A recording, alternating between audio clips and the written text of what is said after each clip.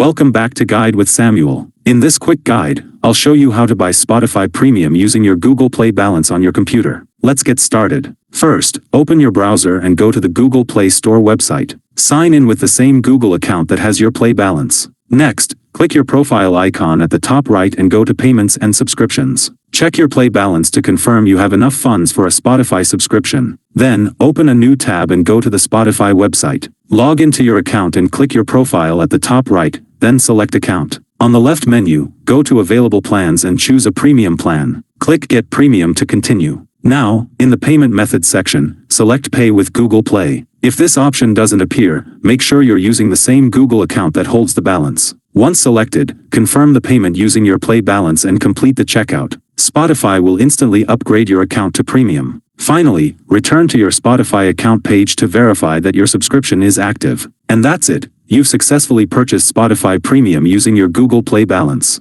If you found this helpful, don't forget to like and subscribe to Guide with Samuel for more helpful tutorials. Thanks for watching.